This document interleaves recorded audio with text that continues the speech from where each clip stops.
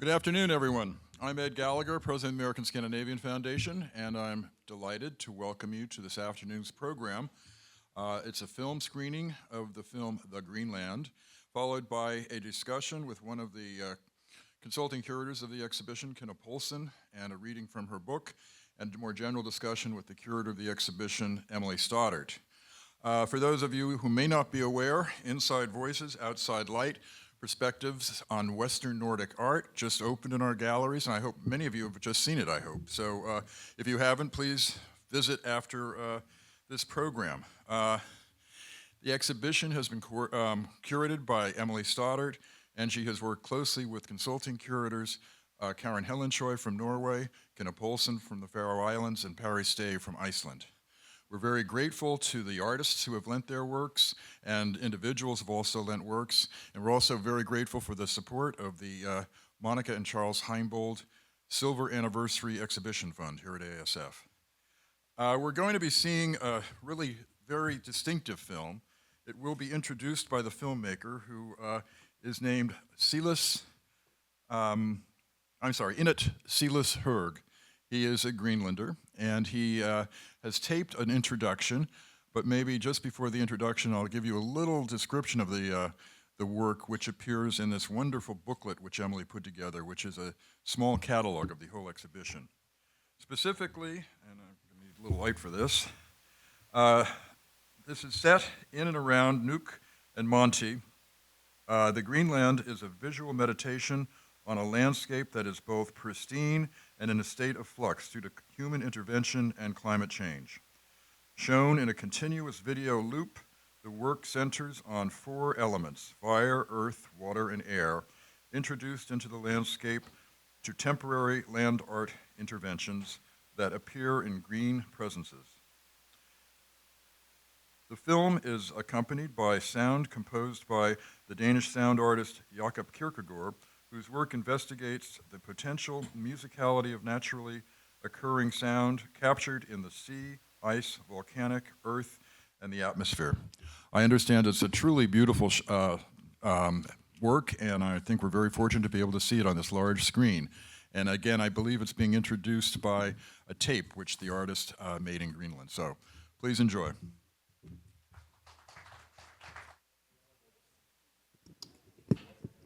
Hi, I think we're going to start the second part of our program today. So thank you again for joining us for the opening programs for the exhibition Inside Voices, Outside Light. My name is Emily Stoddart, and I'm the manager of exhibitions here at Scandinavia House and curator of the exhibition.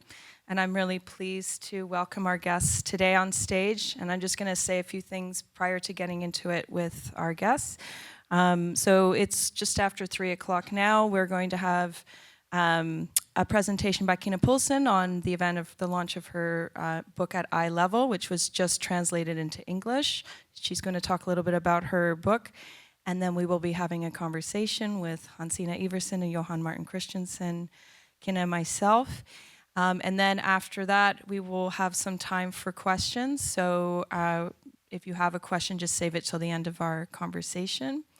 And then after that, we will have a reception on the second floor if you wish to join us, and the galleries are open until 6 o'clock today. So I hope you return to the galleries and take a look at the show. And the show also runs until June 20th. So again, I'll introduce Kinna briefly. Kinna Poulsen was one of the curator consultants on this exhibition. She hails from the Faroe Islands, and I've been pleased to work with Kinna in the past when we featured a Faroese exhibition that she curated, Fog Swept Cargo, back in 2024, and that was my first real introduction to contemporary Faroese art. And since then, we have developed a great relationship and friendship now, and also that extends to the community with Hansina and Jóhan Martin. And I'm very grateful to them for welcoming me into the community and learning more about their wonderful world of art making in the Faroe Islands. So Kinna has been working with contemporary Faroese art as a curator and critic for over 30 years. She is also a professor in Tórshavn at Glacier College. and has curated a number of shows and has written extensively about Faroese art. And this is very significant member of the community who has helped many artists develop their work and also develop their practice within a greater international context. So without further ado, I will welcome Kinna to the podium here, and then we hope to hear from you towards the end of the conversation. Thank you.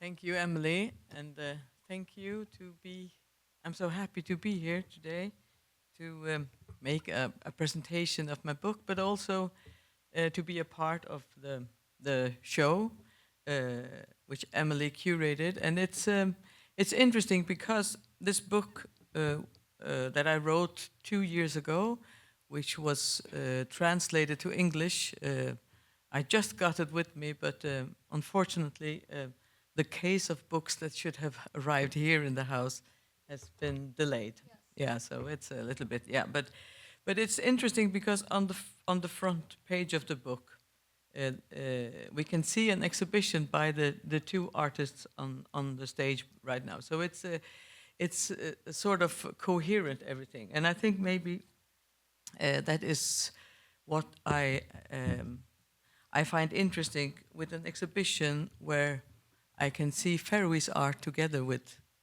Greenland, Iceland, Norway, and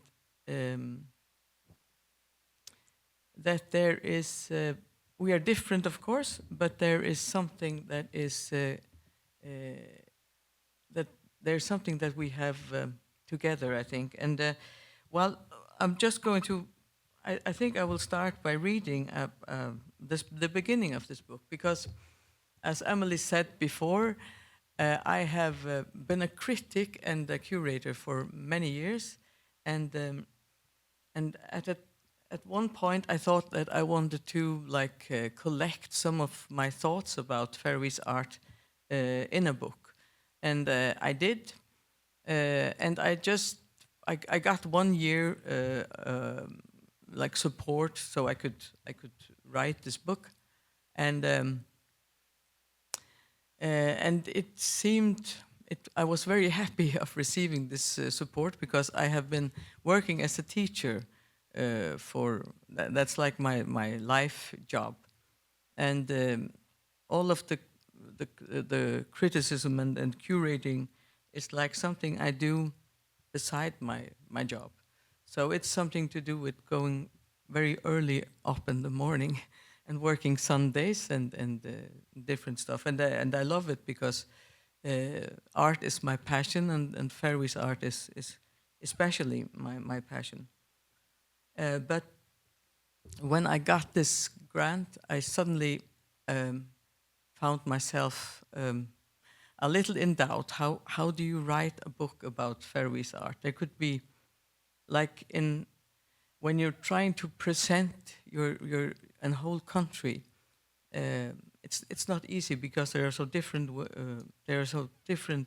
ways that you could do it, right? So I found myself staring at this screen on my computer, and there was not much happening the first weeks. But then I just started with a work of art, and then it continued from there on. And I wanted to read to you just the beginning of the book. I have called it "At Eye Level on 21st Century Contemporary Art in the Faroe Islands," and it's because at eye level, it's like I explain in this book what I have seen. I have been in the middle of a development, and I have also been part of some of the exhibitions that I write about. So this is very, very subjective. It's not like from above a very clever voice talking, the truth about something. This is what I saw, and I saw art developing really fast. It started with, I think, globalization, maybe. I mean, like when we got the internet and the Faroe Islands, it had a huge impact on us. Not that we became something else, we're still the same, but we are maybe a little more connected to international art scene and than we were before. And this development has been very clear to see in different exhibitions that I have tried to kind of arrange and to explain in my book. But I'll try to, and the title at eye level, I also wanted it to be a sort of my my English is not perfect. You can hear that my Faroese is much better, and my Danish and some other Scandinavian languages too. But when I write or when I talk about art, I don't want it. I want everyone to understand. I don't want it to be something fancy or something that only a few persons can understand.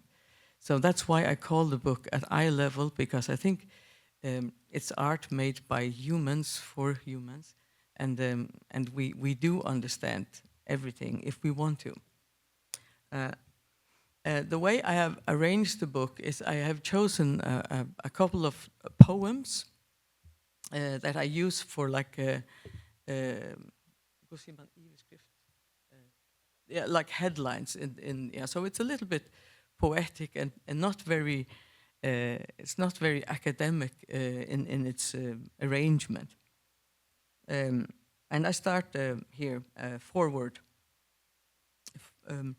All that is stuck loosens, the knot in my heart, laughter on my lips, all waves loosen. This has been a century of reckonings, a time characterized by a recurring sensation that you have lost track and control, and simply have to acknowledge that nothing at all is the obvious thing you assumed it to be. Not even peaceful coexistence, which for so many years reigned in our privileged corner of the world. Faroese writer Jóhan recognizes this in Some Morning, a poem from his collection Bridges of Hungry Words from 2003. He writes, all that is stuck loosens, a wording that echoes a period awash with new possibilities, yet defined by threats and crises, shifting our way of living and thinking, also in the arts.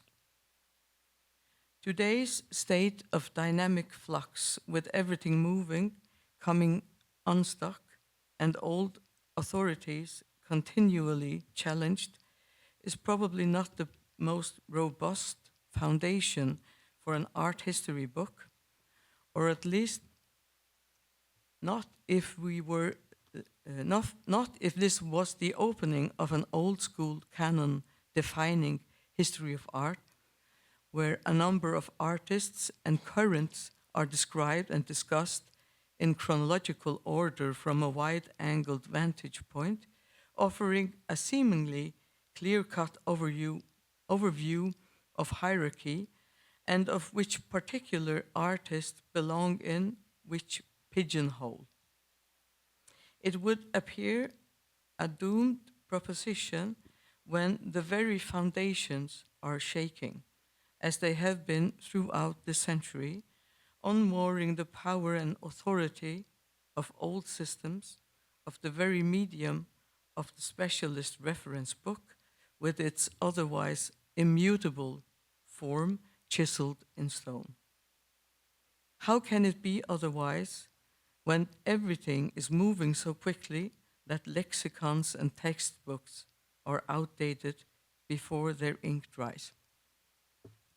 That is the beginning of my book. And so I think I will join the others. Thank you. Okay, great. I was going to say the light is very bright in our faces. So, to Kinna's point about the book, we have a book that is on the way from, well, it was from the Faroe Islands, and then I think it's hanging out in Copenhagen, having a holiday of some kind. But we are supposed to get it soon. So if you are interested in a copy of the book, there's going to be a sign-up list in the shop on the main floor, and so just let them know that you're interested, and then we will get in touch with you once the book has arrived, because we really only have 2 copies here. So, but it is a wonderful book, and it's very exciting to have it. And as Kinna was saying, she received a grant to produce this work, and there has not been anything like it produced yet. So thank you so much for doing that. And so we're going to turn to a panel that is a little bit more broad in scope, that touches on some of the themes and the work that Kinna has done. But I do want to introduce the 2 artists here. So we have Jóhan Martin Christiansen and Hansina Iversen.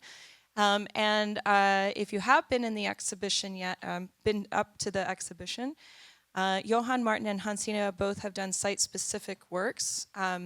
They were supported by the Danish Arts Foundation and the Faroese Cultural Foundation. So, as I was saying, we're very grateful to have these partnerships in the Nordic region to help support the work here. And maybe I'll just allow both of you to talk a little bit about what you do as an artist, and then also maybe how you approach this project in the gallery, in the exhibition. Sure. So you want us to talk about just a both little the general introduction? and, Yes, okay, yes, okay, yes. Okay. Hello, everyone. Nice to see you. All right. Okay. So my name is Jóhan Martin Christiansen. That's the Faroese way of saying it. I am a visual artist based in Copenhagen currently, but I grew up on the Faroe Islands. So I'm sort of one of these in-betweeners. And that is both, I guess, a advantages and certain issues connected to that. However, I work with sculpture and printmaking mostly, and I did my training in Malmö, in Sweden, and in Stockholm.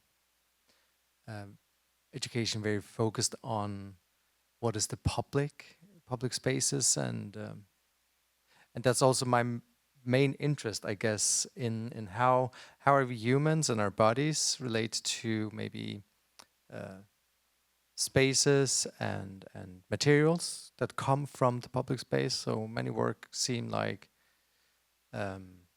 fragments, elements, echoes, and so on from the public space, and that both regards personal stories, more intimate spaces, but also construction sites, industrial materials, scaffoldings, and also maybe even political issues, art history, and so on.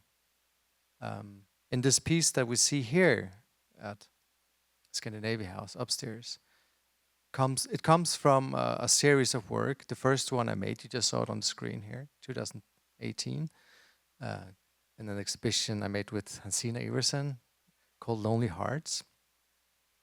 So these pieces are very much inspired and maybe informed, again, from these industrial materials. It's made out of plaster, steel, and then there are a couple of wigs in it. I will get back to that. So the pieces somehow come out of this flow of images that we see constantly. Images from the media of buildings that are being destroyed, or we see it in the public space, a road being cracked open. Maybe also we see images in this piece from art history, images of like characters, of like bodies painted in Baroque paintings like San Sebastian or Christ, or so the sculpture has this piercing of this bar that like kind of like goes through the sculpture, keeping it open. So it's a sculpture constantly being in this flow of destruction, collapsing, or maybe even being totally destroyed. But also, again, it is gathering in its like this opening in it. It has a gap in it, like a hand holding something, or a shelter carrying something. So there's this flip-flopping between tenderness maybe and the aggressiveness of the sculpture. Being an artist that grew up or was born in the late 80s, 87, being a gay artist, person, more, grew up in this post-AIDS era, right? Where there's always this danger of like love between men being equal to death, right? So a lot of this culture is also born out of that sensation of being maybe afraid or stigmatized, but also a will to have a community and be alive also. So these wigs that are in there, they come from this community in Copenhagen, the drag community, and more, festive parties and so on. And they're, some of my friends borrowed them to me for this piece. So yeah, to sum that up, it's the sculpture about like, it both refers to artistry and also some more current and political situations, and also the more personal stories, I guess. Does that make sense, Emily? I think so, yeah. We'll touch on some of that. Right. That was a more long introduction to Yeah, this piece. no, but, it's yeah. great. Yeah. Yeah. Hello.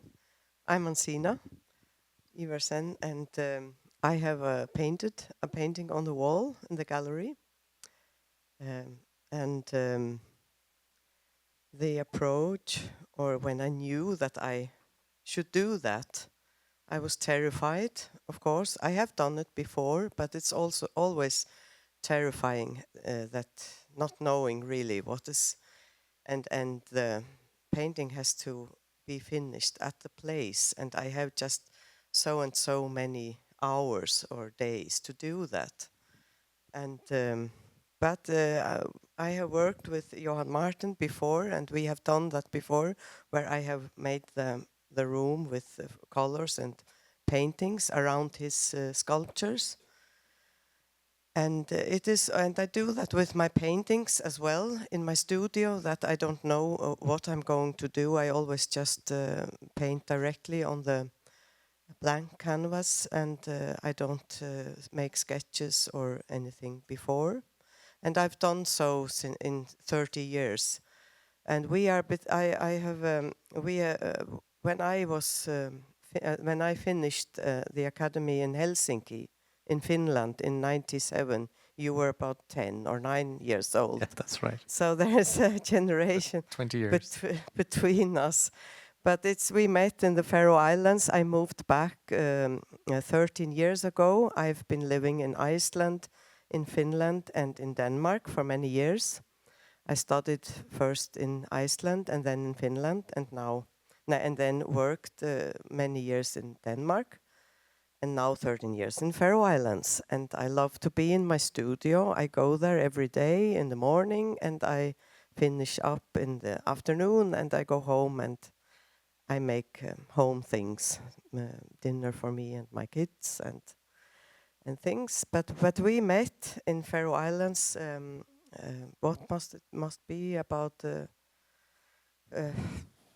10 years ago, 12 years ago. I think it's back Yes. in 13, 12 maybe. Yes, And we Kinna was start- doing a show. I Yeah. was her assistant. And then we it was very nice to meet somebody who came with a fresh view and a new view on the arts, and we could talk and we could meet and we could work, and it's very good. And well, the approach of the painting, well, I was afraid that first, but I've been at home in the Faroe Islands and thinking about this, and I knew this space from beforehand. I was here 2 years ago, and so it was very, very big and large and complicated in the start. But then it somehow it sums up, and it gets like something that I can see and find out. So I like hur ser man summet upp? Yeah, I sum up things, and then I knew just some days before I came here that I felt that now I'm calmer and I know what I'm going to do, though I didn't know. But I had chosen to make a painting that was from the floor and all the way up to the ceiling, and it had to be narrow. And I bought the brushes and paints here in New York before I started, and I worked with acrylics. Usually I work with oil paints, but it went well. It was nice, and I just shot everything out and painted. And because I had found the title before, it was Mirage or Fata Morgana, Lokkenbra in Faroese. So it's this image that eventually disappears again.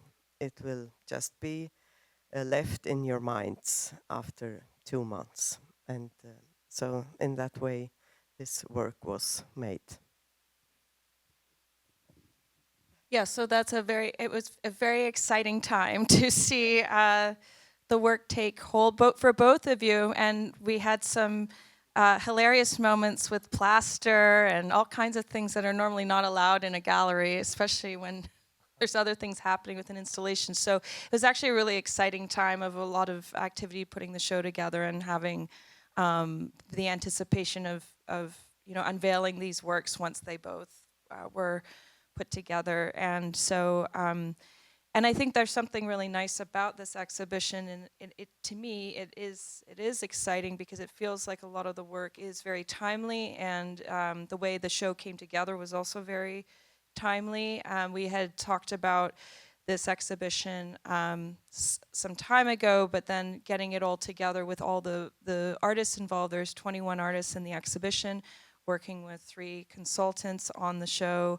Everybody was living in different places, and then trying to coordinate everything. It was a lot of logistics, and then of course we had these works that were being done on site, and so it has this kind of energy there, and also unveils this brand for me. I mean, seeing your work like that in a vertical way, I've never seen it quite like that before. The form of the painting, and as you say, working in acrylic, it's very different from oil, and then just that, so that's a feat in and of itself. But before we get into the intricacies of the mediums, I did want to point out there's other Faroese artists in the exhibition. We have 2 other painters, and Ranva Kunoi, who... 3. Oh yes, I'm sorry. Silja Strom and Ranva Kunoi and Jens Ziska. And so it's really...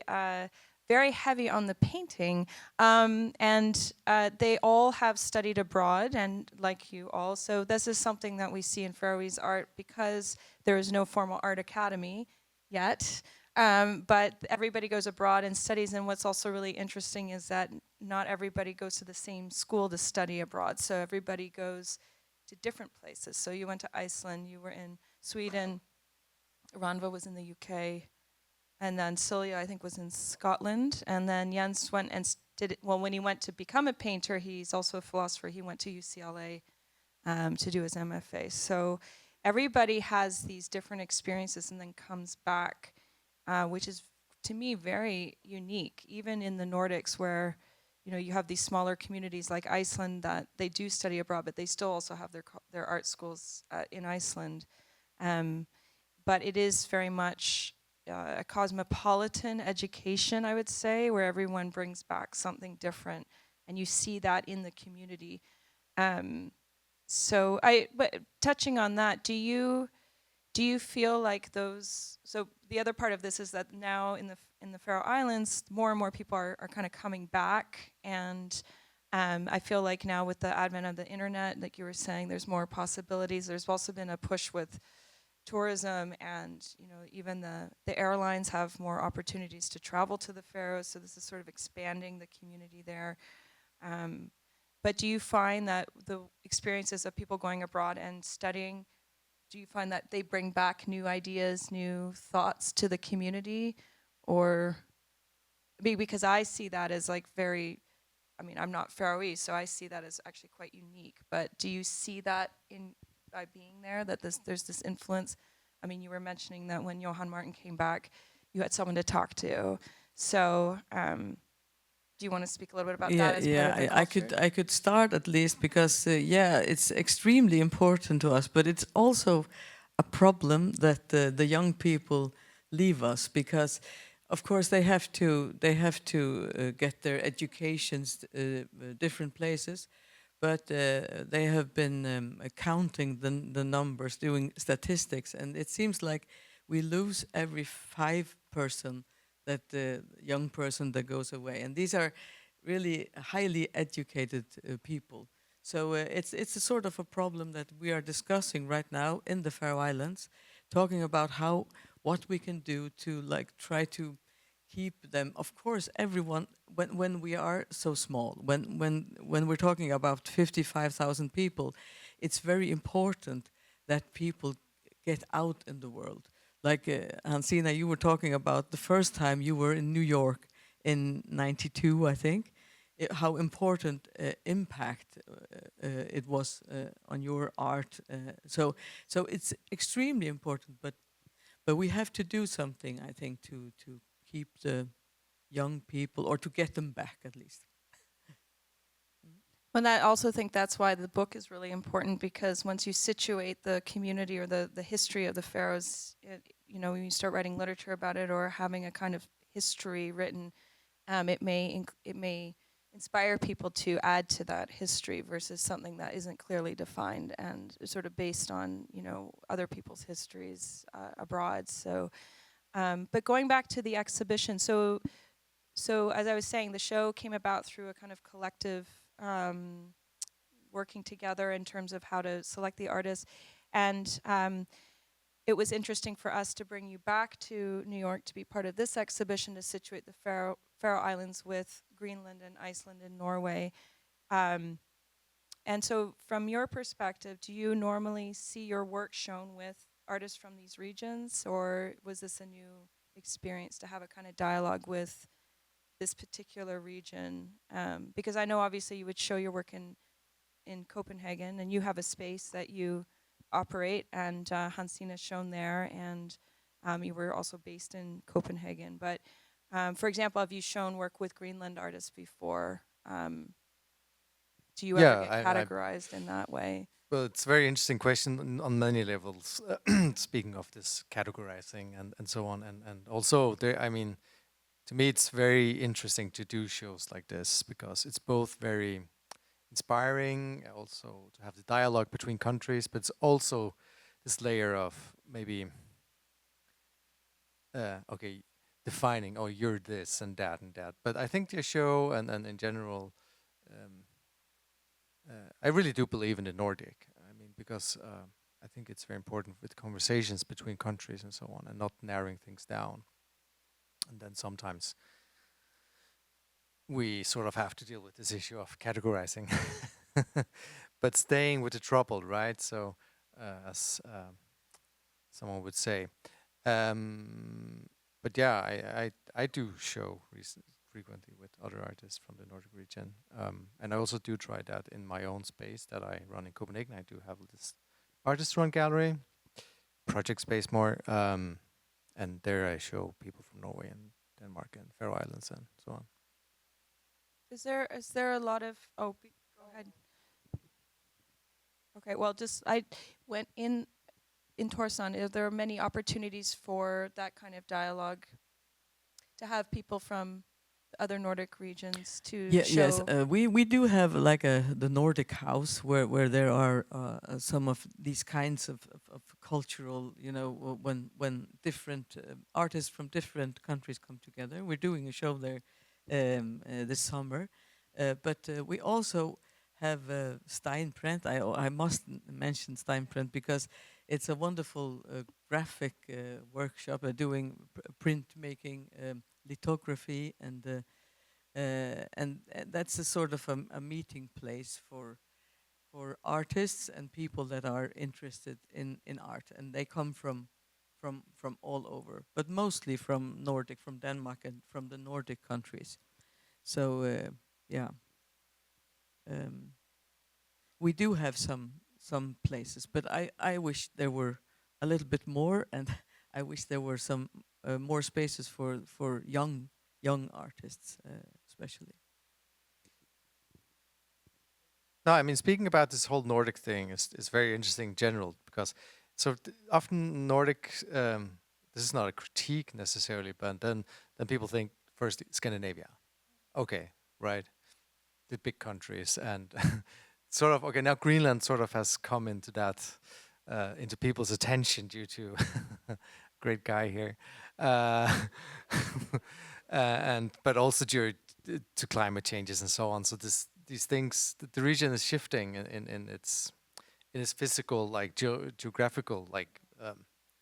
And the Faroe Islands is this strange place in the middle of the North Atlantic, sort of tiny little bit forgotten every now and then. But now, due to this interest from Mr. President in Greenland, Denmark suddenly wakes up and say, "Okay, shit, we need to deal with this union that they have, like the Kingdom of Denmark, which is Denmark, Faroe Islands, and Greenland." And I mean, as I mentioned earlier on, I really think it's good. The Nordic is a good thing, and it's good for Denmark also to wake a bit up and say, okay, we have this really good opportunity to talk about community. What are we together as countries and so on, right? And how do we stand together? And also to remember history. So our history goes about 1,000 years back. Faroe Islands was part of Norway before part of Denmark, and Denmark and Norway, they were having their thing together and so on. And Sweden, that's a whole thing. So, okay, where I'm heading at here, yeah, help me out, Emily. You sort of ignited this talk about like what is the Well, basically that, I think you're right. I mean, talking about community, and as I was saying before, when the show came together, it was very, it became timely because of geopolitical situation. And of course, with that, the region, we have the Faroe Islands and then Iceland and Norway and Greenland. That passage in the North Atlantic is really strategically valuable from a military standpoint, but also from a variety of other reasons. So it's becoming more and more visible. But we do talk about how the Faroe Islands was pretty invisible prior to then. And then when the New York Times dropped that story on the Faroes being next, if Trump went after Greenland, we were like, what are you doing? Because Trump will see this and see that there's the Faroe Islands and start pointing on the map. So, it was, it's a very timely situation, and it's important to recognize the community for its diversity and cultural significance, not just as a headline, as something that's clickbait, and many people don't even really recognize or know the communities that live in these areas. And so we thought it was really important to try to bring that together. Yeah, I think it is, and I mean, you see that there are people making art in these places, and it's important. And of course, the Greenland, you can see it in the exhibition, that even the video that we saw. That it was from 21, right? But it gets like a new meaning because all of the Greenlandic stuff gets a little bit political. It gets a little bit, and we're very content of like staying under the radar. So please don't tell anyone you've been here. It's a secret. like the Shire in Lord of the Rings. We're fine in the green, very green Faroe Islands. Yeah. But yeah, back to the exhibition. Yeah. Yeah, let's get back. Well, we have to, it should be acknowledged. We had also, and we do have some artists in the exhibition that do talk a little bit about that, with Elizabeth Cartleen Poulsen's work and things like that. So I think it's an interesting moment to introduce this and to introduce the region to people who may not be familiar. and also to acknowledge the fact that now the Kingdom of Denmark is becoming a little bit more, they're becoming stronger together in a certain way, but there's still challenges, and But there's also talks on the Faroe Islands about like we Yeah. need to redefine Yes. this region or like this union and like who are we in this. But that's a very healthy discussion to have. I mean, even though it's complicated, but it's good to be in a complicated situation or a conversation. I mean, to face it and not to avoid it. I believe. Also from a Faroese perspective, Faroese have a tendency also just to like, let's just play hobbits and ignore the problems that are out in the world. And it's like we play our own game here on the islands. No one knows who we are. If I should, you know, just Well, it's and you haven't, because it's also a small community, it's an archipelago of 18 islands, and for people who, and it's not always easy to get to throughout the year, but now it's opening up from here to get to you, it's a little tricky. But anyway, back to the exhibition. So we touched on the two other artists or three, so I keep saying two, it's three wonderful artists. But I wanted to talk a little bit about the medium of painting because, and I mean, you're not a painter, but you work also in printmaking and things like that. But so Perry Staven, we had a discussion on Thursday, and she was talking about how photography actually predated painting in Iceland, really, in terms of how they developed an art history. And some people were reflecting on that to me afterwards, saying, like, that's really remarkable. I never thought about it that way, that Iceland was starting with photography. But in your case, it seems like painting is really important and significant. Do you want to talk a little bit about why that might be? Why it's still so at the forefront, or really, really powerful in the trajectory of where the art is going in the country? I can maybe, well, my idea is that it's remote, and and painting and drawing, it's quite easy to get the material, and so you don't have to move large things and from far away. I think that's one reason, just very practical, to have that material instead of photography or sculpture or on other things that are not available on the island, or were not available, and difficult to ship them to the islands then. Do you have paint? Can you get paint in the Faroes, or do you have to go to Copenhagen or order it? Yes, still I order my material from. well, you can buy You can buy art some supplies on the Faroe Islands, just to get that clear. Yeah. It's like it's not that It is- fucking remote. No. Yes, but of course, It's hard if to you get art supplies in New York City now, 'cause Right. everything's closed down. So I don't know. But I do order still because it's a larger variety of material and colors and different brands and good things, good stuff. But it's more of an accessible medium. Yes, it is. Than, and then, like you were saying, Steinprint is so significant. This printing atelier that is right in the middle of Tórshavn, that's become a kind of hub for the art world there, and experimentation, and yeah. Yeah, but I mean, the Faroese art history is really short. Started like in the beginning of the 20th century, and the first artist. It's I can maybe explain it best with telling you that my mother, she's died now, but she thought the best artist was Nils Kruse, who was one of the first painters in the Faroe Islands. He started in painting like 1910 or something like that, and he painted basically what he saw through the window. So it was like nature, maybe a little bit. It was a little bit romantic, like a little bit national romantic from the 1900 romantic era, I think, because it was like an awakening with the Faroese language and everything in the 1870 something, right? So but painting was very it started with painting, and it came very late. And the artist went to Denmark to study, the first artists, and they were painters, many of them, one sculptor, one. I think it's interesting because this first generations, it's like, no, how can I say? Yeah, it's the Faroese art history and the Icelandic art history are very similar until 1950 or something, and then Iceland gets a connection to this U.S.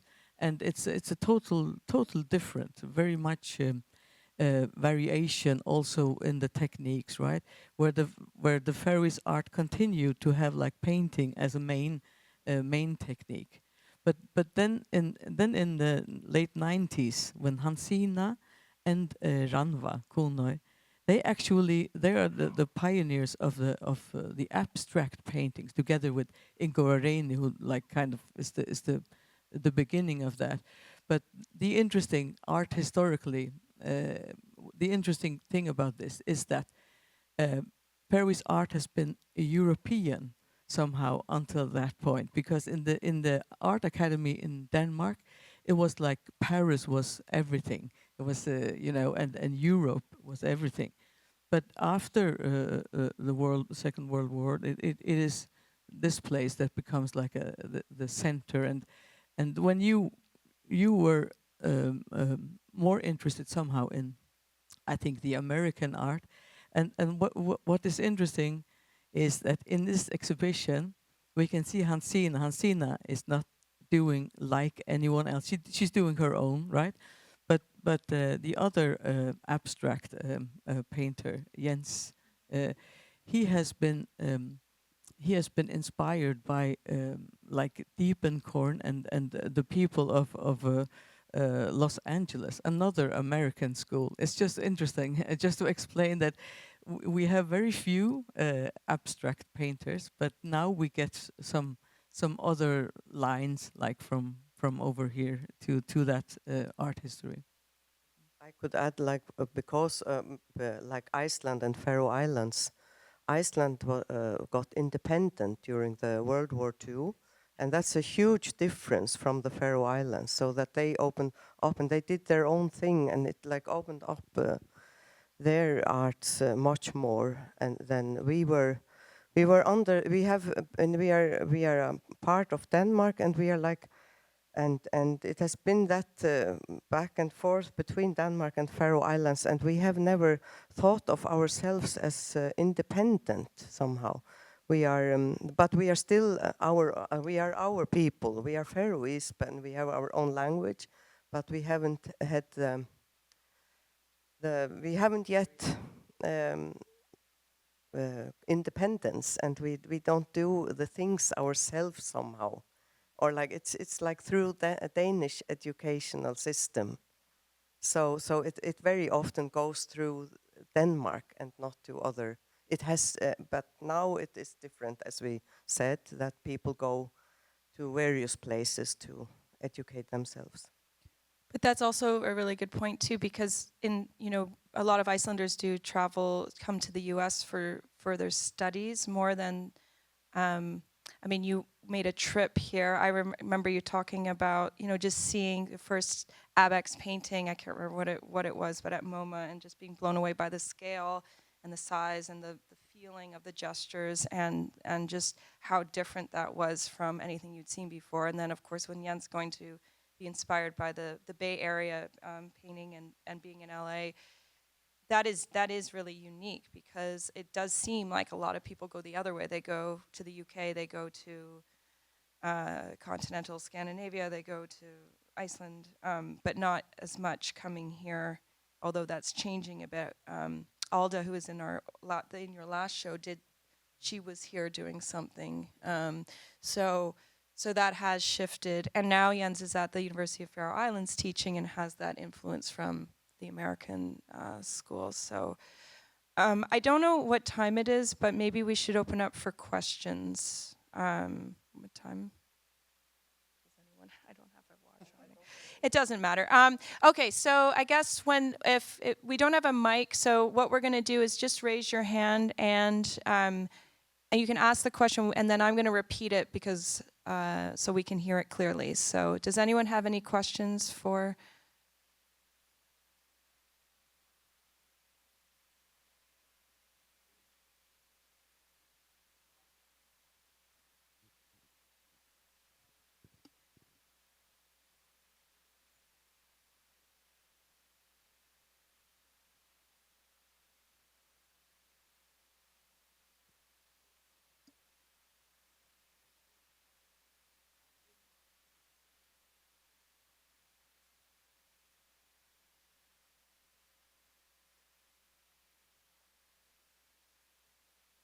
Okay, so the first question was for Jóhan Martin about whether he's been inspired by Gordon Matta Clark and the architecture, on architecture.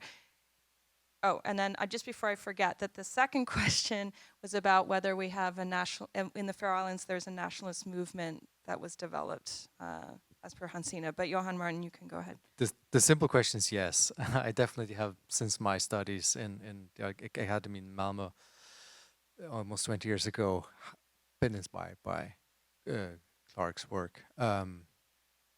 His way of dealing with gaps in public space, and particularly when I do I also do a lot of these a whole series of plastic cast like reliefs that are made out of materials found in the city, and they sort of always found in these like backyards or dumpsters or whatever. But Clark, like compared to this work here upstairs, definitely has some sort of dialogue to his practice. Yeah, definitely. He died too young. But also, of course, other movements such as the minimal art or art povera or new realism in France and so on. But thank you for bringing that up. It's sort of I forgot. And is it my turn? I think so. Yeah, and well, the question about the kind of Faroese art scene or a national art is painting mainly. We had one sculptor from born in 1913, and the other painters or artists were from about the same time as he. That became the ground of Faroese artist history. And I was now I'm more I'm older and I'm calmer, but as a teenager in the 80s, and we didn't have television in Faroe Islands until 1980. So after that, before that, I hadn't seen other things than pictures in books. And if you didn't travel, we didn't travel that much. We couldn't afford that so much. But well, the paintings hanging around in people's homes were like a kind of stylistic abstraction of Faroese landscape, the villages and the mountains and the fjords. So that it was like recognized places, and Faroese people like that. So they did want maybe a very nice and well done, very good paintings were done, and the private people bought them to their homes and wanted a painting from that showed something from their own born place or where they lived or where they were from, and that was a kind of the main art on the Faroe Islands. And I thought, when I was got interested in arts and was thinking about maybe I should go abroad and take an education, I did not go to Denmark because I thought that it would be I would be looked at as a Faroese person, and I would always be have this prejudice from in Denmark that I should be painting these kind of paintings, and I didn't want that. I wanted to be free of that and not be thought of as a Faroese person. So that's why I went to Iceland first and then to Finland. and I'm very happy that I did. But that, yeah. Yeah, and it's interesting that you brought that up, because that is an important part of our nation building, sort of, in the Faroe Islands. That these uh, Faroese art. If you come to the Faroe Islands and you go into the living room of every, I mean, even people that are not wealthy or in any way, they have like Faroese art somewhere in the room. So it's a sort of a support before art funding, like was. But today we have art funding. But regarding the national like movement, we do have a strong movement, but we have also democracy, and at the moment there are more people that think that we should be like a part of this kingdom that than there are in the other. So it has to be like that. I think there are many people that are afraid of the change, and what would happen if I myself don't understand that fear, because I think it wouldn't be any problem. We would continue working together, all of us, and just to be a nation like all other nations. And I hope I will live to see that.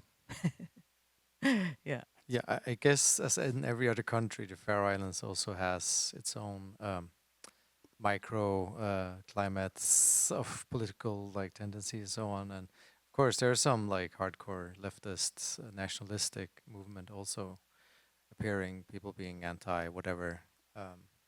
But the majority, it's not as strong as it might be in other countries, I think. Any other questions? Yep.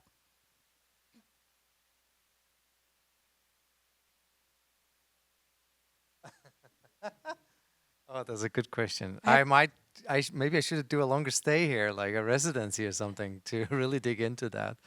It could be fun, I think. Let's talk to the Danish Art Foundation about that. Anyways, oh,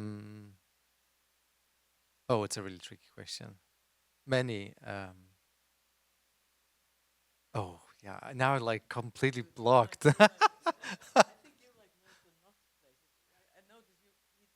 He keeps on Yeah. taking photographs, and it's always the not so like big squares, but you always, it's like small. Yeah, like these, it's like obviously as many other artists have like all these scaffoldings all over, and like the cardboard boxes all over, and like the infrastructure of the city is sort of like reflected in that, right? And also like just the patinas and whatever, and the surfaces and the markings, of course, obviously. It's not so much graffiti anymore in the city. I mean, that disappeared in the 80s, I guess. But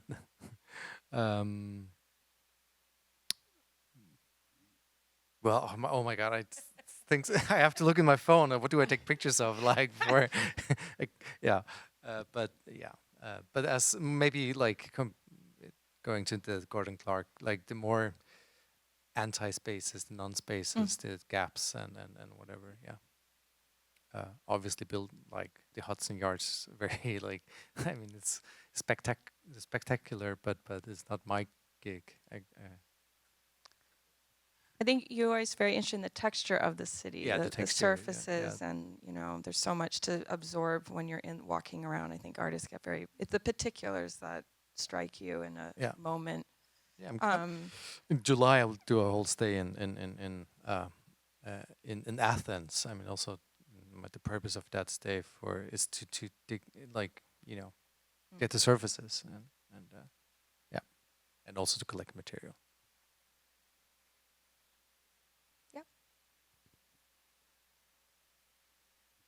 You know what? I got great help from Emily and Eve in this. So I was very busy in March doing my own another printmaking project. So I just had to like outsource that. Well, no, it was kind of funny too because, well, first the question, I don't as we're recording this conversation is, where did Jóhan Martin find the materials for the sculpture? And a lot of it is industrial material that is simply ordered from the hardware store. But sometimes Jóhan Martin sources the materials from other sites. But for this particular sculpture, I mean, the wigs are special. That was brought to you from your friends. But the plaster and the wire and we also fabricated the strippers. So there was a really funny moment where he sent a list and I was looking at the list and it's like, and a bunch of strippers. And I was like, Jóhan Martin, what do you mean by a bunch of strippers? What kind of establishment do you think this? He said, no, it's my Danish. Sorry.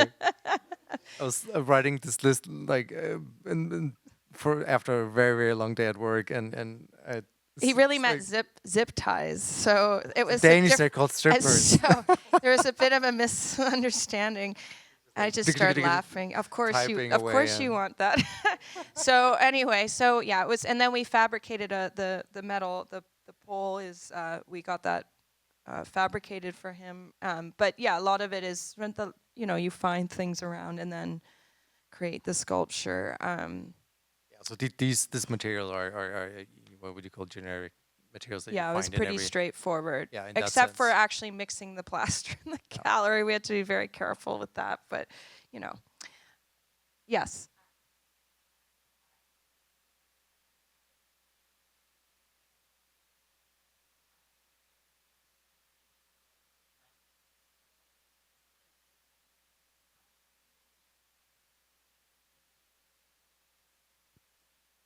How long did the painting take?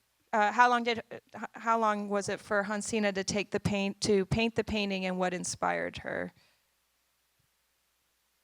to choose? Yes, it took 4 days.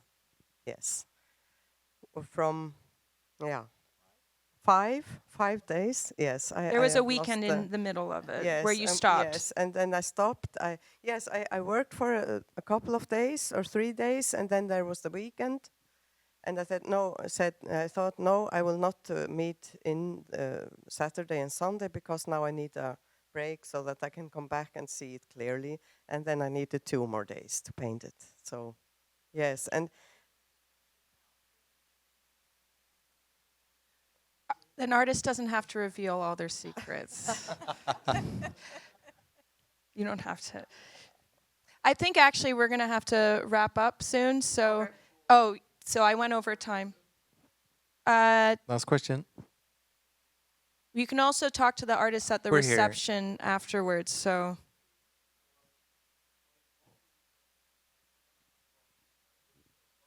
Thank you. Thank you. Thank you very much. Thank you for taking your time. Yes. Thank you so much.